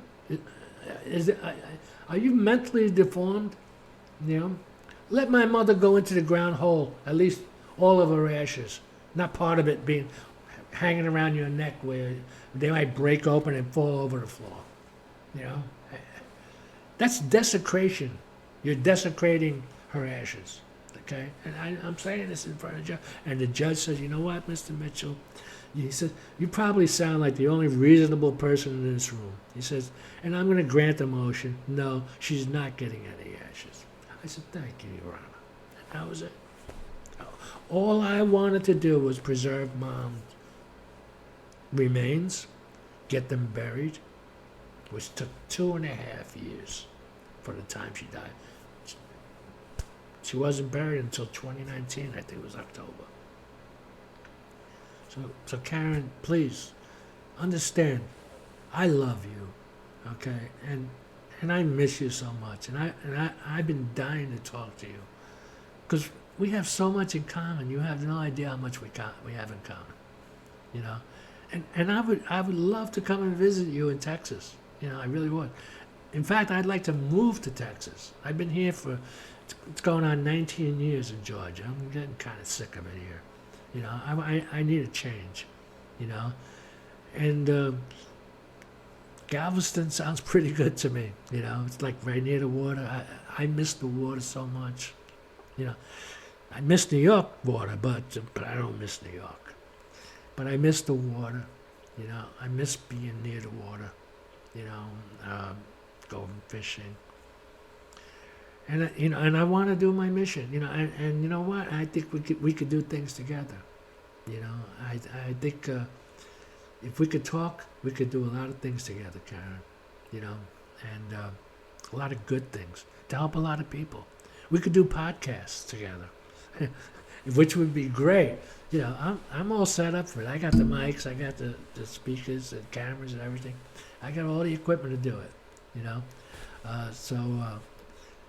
I'm even on YouTube. If you look up Jerry Mitchell, Not of This World, you can look at one of my videos about how I explain about Lucifer in Isaiah chapter 14.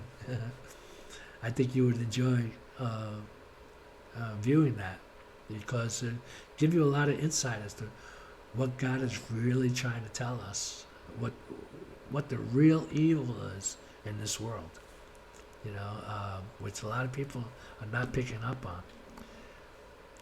Most of it is a fabrication, but what God is telling you in Isaiah 14 is not a fabrication, it's reality. And the way I explain it, after you hear it, believe me, I think you would like it. So it's a video I wrote about Isaiah chapter 14, how it's not about Lucifer, it's about King Nimrod, the king of Babylon. Everybody thinks it's about Lucifer. And Lucifer only appears one place in the Bible, and that's Isaiah chapter 14, verse 12. It's the only place where you're going to find the name Lucifer. But that's a nickname that God is applying to King Nimrod because he thinks he is the shining star, the bright light. Nimrod believes he's God. So God is mocking Nimrod by calling him, "Oh, Lucifer, you morning star, son of the dawn." So he's making fun of him, you know, because Nimrod has been making fun of God for over 4,000 years and is still doing it today, you know, and I think it's a video you would enjoy. Anyway, if you have it in your heart, please give me a call at home, 470-709-5965. Please call me, you know, so we could talk, you know, and clear the air. And I want you to know that whatever evil was going around between those siblings, not you and me, but with them, Frankie is probably the worst antagonist of them all, but he didn't do as much damage as Doreen, Chris, and Gail did to Mom. He did try to help Mom, and he was helping her, but at the same time he was stealing from her. So, but he never hit her, he never abused her. In fact, he cared about her. So, you know, and he did go through all the motions to make sure that she did get buried. So you got to give him at least some credit for that, you know, where the others didn't care. They could care less when Mom was being buried. They weren't fighting to get her buried. They were fighting to prevent her from being buried. What does that tell you? What does that tell you? They're fighting to prevent her from being buried. Why would you want to do that? So you can wear some ashes around your neck? That's the reason why you won't bury your mother? Something's wrong with that, you know? And I pity them. I'm not like mad at them. I'm pissed about what they did, but I have to forgive them because that's my nature, to forgive. You know, and I hope that that's your nature too, you know. We're both children of God, you and I. They are definitely not. All four of them are not. They're not children of God. Not a single one of them. Especially Doreen. With her tarot cards, you know, she doesn't believe in God. She has no belief in God at all. Gail says she believes in God, yeah, but you do these horrible things to your mother, kidnapping her, trying to force her to move to Florida, having her arrested out of her own home. You come up from Florida to do that to her, and you're talking about, you know, how you're seeing birds in the fly, and that reminds you of Mom, and flying in the sky, birds. You sound like a retard when you say that things like that. After what you did to our mother, and how you gave her not one but 2 heart attacks. 2 heart attacks you caused on her, Gail. You know, but you loved her. Yeah, you had a great way of showing it. I never did any damage like that to my mother, ever. Not once. I always respected and loved my mother. We would get into it at times, but I still respected her, and I always loved her.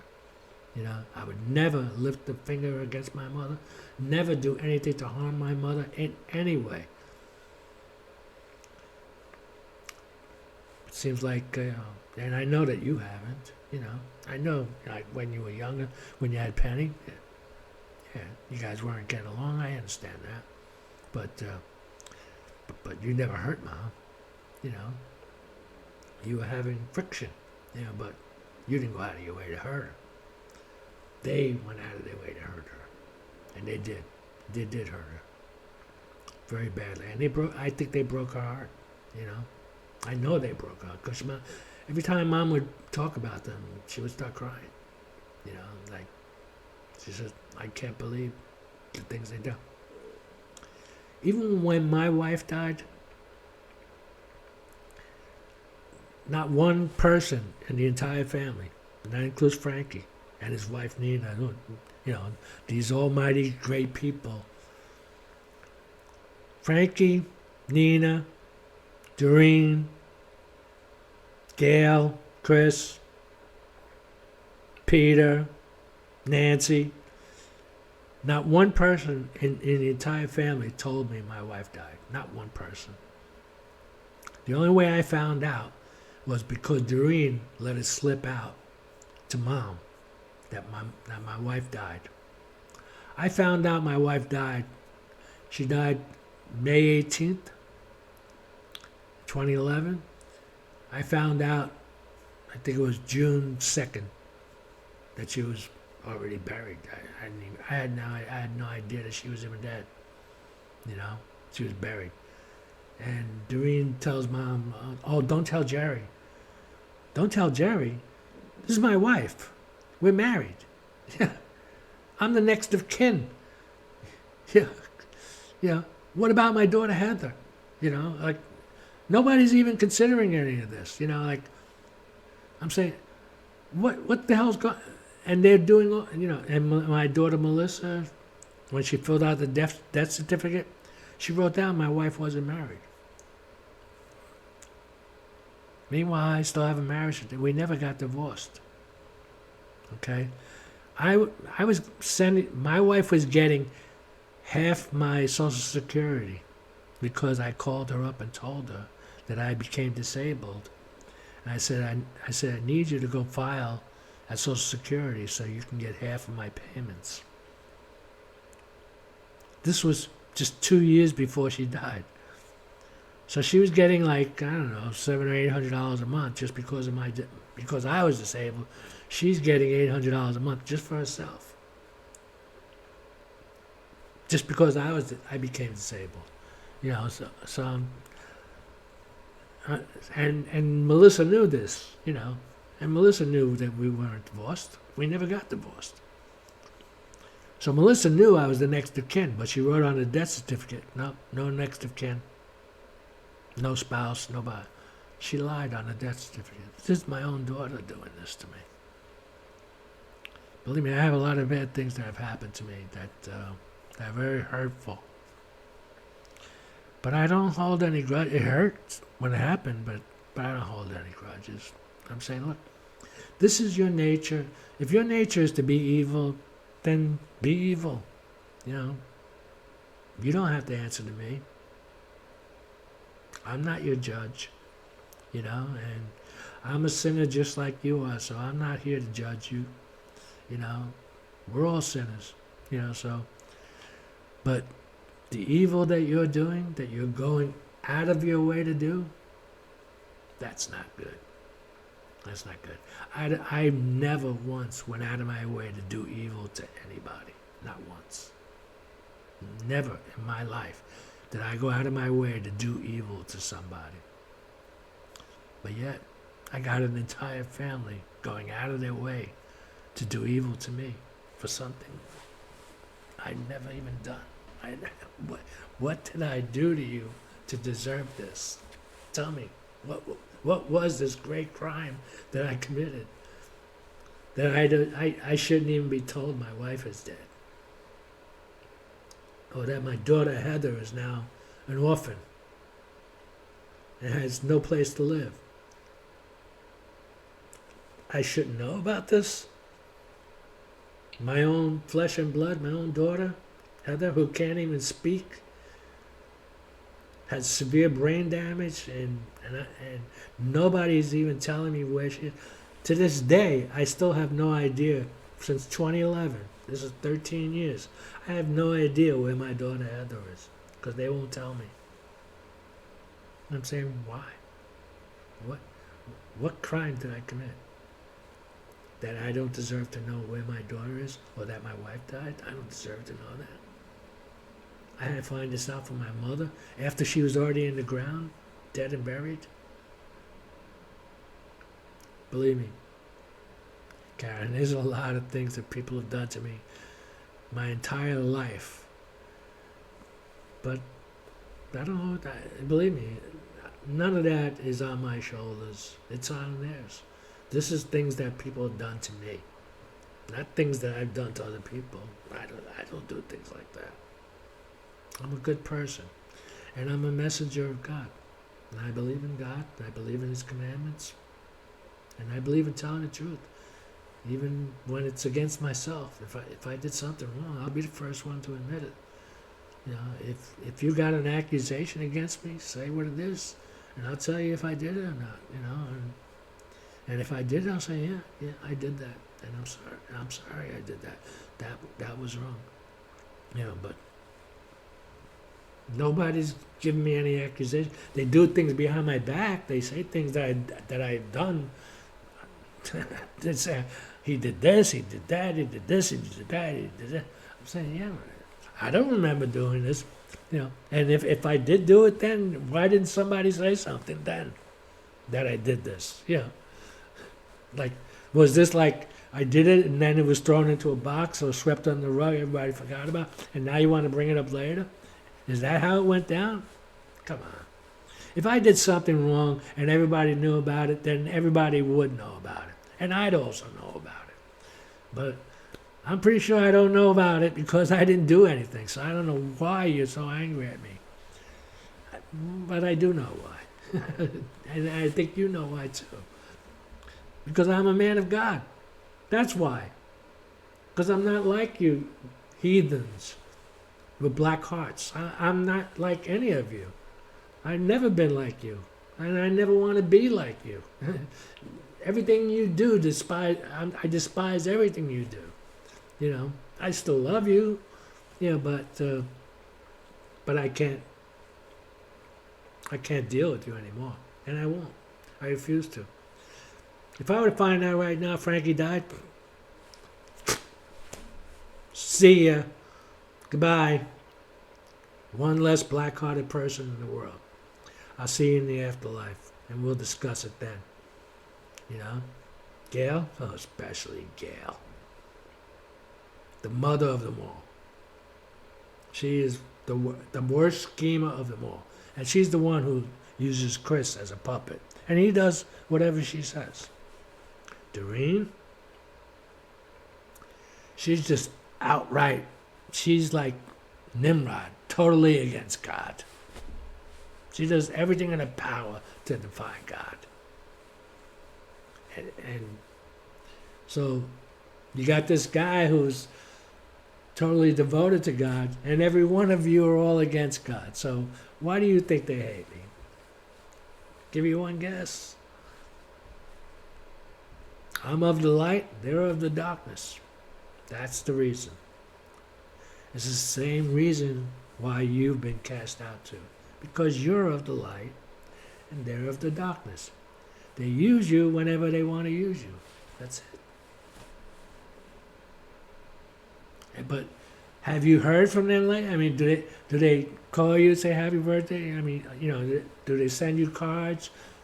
I know you go out of your way to do things for them. I see the things you write, you know. I know where your heart is. I know your heart, Karen. Okay? And I know you got a great heart. I know you got an awesome heart. You know, that you've gone above and beyond to try to, you know, make things good, you know, and try to relate to people. And I see the things that you write, you know. Everything you write is all positive stuff. I know you would hate the Democrats. Guess what? So do I. So, congratulations on Trump victory. I'm looking forward to see what good things are, and I think good things are already happening, you know. But please give me a call. I love you, and whatever I've done to offend you, I'm sorry if I have offended you. It was never my intention to offend you. Excuse me. In any way. We haven't spoken for years, and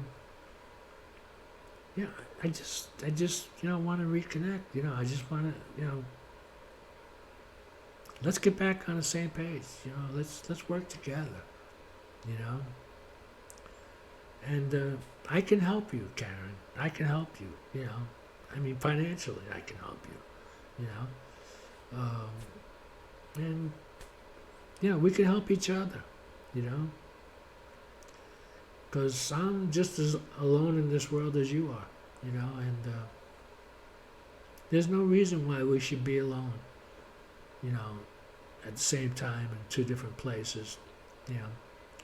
And we have a lot of grief to deal with, And believe me, I'm still grieving my mother. I grieve her every day. I'm the only one on Facebook beside you that wrote memorials for my mother. Frankie didn't write any. Doreen didn't write any. Chris didn't write any. Neither did Gail. You did, and I did. We're the only two. What does that tell you? Does it tell you how much they love Mom? No, they only do that when they want everybody to get, oh, I lost my mother, oh, woe is me. I didn't even get any what are those, the consolation cards, I forget, Doreen said, no, now one person sent me, a card, my condolences, a condolence card. I said, really? Do you deserve any? What'd you do for your mother? You hated her guts. What do you need condolences for? You're probably glad she's gone. You did everything in your power to kill her. You broke her heart about it in a million different broken pieces. If my mother said black, you say white. She says white, you say black. You would contradict everything Mom would say. So you were Mom's like arch enemy, and you expecting condolence cards, because it's all about Doreen. Oh, give me some sympathy. I need sympathy because my mother died. No, you just want sympathy just because you want sympathy. It's not that your mother died. You can care less that she died. I don't need. You didn't lose any sleep over that. I did, driving back and forth to Pennsylvania, going to see her, and crying the last time I saw her, knowing that I wouldn't see her again. I knew it that day, April 14th, I knew I would never see my mother again. I knew it. And I haven't. I saw the urn when I went up, for one of the court cases. I saw the urn, that's all I saw. But, I didn't see it get buried. And quite frankly, I want to be buried with them. There's one spot left in that burial plot. It's my intention to take it. I want to be buried with Mom and Kevin. That's where I want to be buried. Anyway, Karen, please respond, okay? I'm begging you. In the name of God, please. Respond. If you don't want to respond, then say it, but don't leave me hanging. I don't think I deserve that. I just want to reach out and touch and have a connection with you. I'm doing the best I can to try to appeal to your better senses. And I know that you're a smart person. I know that you are understanding a lot of things that I'm saying. I know that you are. I know that it's unavoidable. You cannot help but understand it. I know you do. And I think you believe me that I'm telling the truth, because I don't think you've ever known me to be a liar. I mean, maybe when we were kids, I'd probably make up fibs, but I'm not that 14, 15-year-old kid, Yeah. Can make me change who I am. That I'm going to be like a hateful, Scrooge-like kind of person that becomes mean and nasty. That's never going to happen to me. Because I'm so full of love. So full of devotion, and and hope and faith. My faith is so strong. God has been with me from the beginning. He's with me now. He's with me as I'm talking to you. God has never abandoned me, not once. Even through my roughest times, I thought I would never get out of it. I said, wow, this is bad. But I said, nope, take it in stride. God will come. God will provide. And sure enough, God to the rescue every time. Every time. There was never a time that I had doubt that God would abandon me. He never has, and I don't think he ever will. So, and this is since I'm 7 years old. I had this feeling. So it's so nice to know that I'm so close with God. It's so nice to have that. This personal relationship with God where you actually talk to each other. He talks to me, tells me where I'm making my mistakes, tells me where I'm doing right, tells me, it's been bothering me for a long time to get in touch with you. And finally God says, today, Jerry, you got to do it. Do it today. And I said, okay, Lord, I'm going to do it today. Going to give it a shot. And I hope that Karen, whatever animosity you have towards me, please turn it aside. Open your heart. Give me an opportunity. Okay, just give me a chance. That's all I'm asking for. Just give me a chance. Something other people won't do. They won't give me a chance. So give me a chance, okay? I'm still your brother. I still love you. I've never stopped loving you. I might have thought you were a little weird at times, but I understand you. I get you. You're not weird. You're different, just like me. I didn't always understand the things that you were doing, but that's okay. Maybe you take time to explain them to me. And I'm all ears. I'm here for you. If you need to talk, I'm the person to talk to, believe me. There's nothing you could tell me that I'm not fully aware of, either in my life or other people's lives.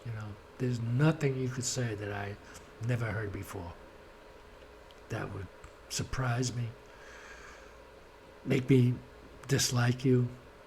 It'll only make me closer to you. Just the more honest you are with me, the more I can help you. And I'll be honest with you. That's guaranteed. You ask me a question, I'll answer it. I'll tell you exactly the truth. Whatever the question is. You ask me and I will tell you. Okay? So, let's get together, okay? Come on. Don't be a holdout. You know what the Bible says, right? Forgive, open your heart, love one another. I hope that I'm expressing that to you. If you can't accept it, then maybe you might be a hypocrite like everybody else.